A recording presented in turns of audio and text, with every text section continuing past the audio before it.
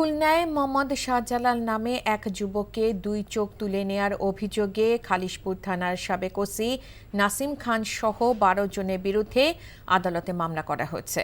শাহজালালের মা রেনু বেগম দুপুরে মহানগর হাকিম মোহাম্মদ আল আমিনের আদালতে মামলাটি করেন।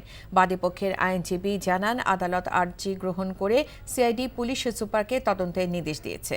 মামলার বিবরণে জানা যায়, শাহজালাল ২০১৭ সালের ১৫ জুলাই নগরী খালিশপুর থানা নয়াবাটি রেললাইন বস্তিতে তার শ্বশুরবাড়িতে যান।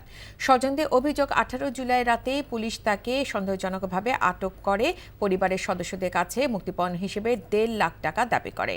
টাকা দিতে না পারায় শাহজালালের দুই চোখ তুলে নেওয়া হয়। পরে তার বিরুদ্ধে মিথ্যা ছিনতাই মামলা করা হয়।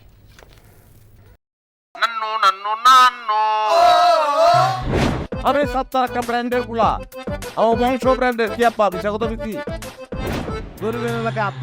এমন পাড়া দিব না, গুরু গুরু ভিতরতে সব বাইরে যাবে। আরে ওইটা থামো না, তোরে যদি ইসলামিক চাই সবাই আমি ডিভোর্স না দিছি।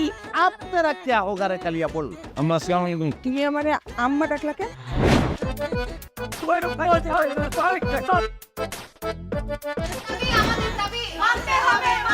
মামু তুমি জজ্জাল মাইয়া রে কোনদিন স্বামীর মুখ দেখাও না আমার আমি আপনারে আমি দেখে নিব। হাতে লাগে বেতারে হাত ছাইরা দাও সোনার চাচারে।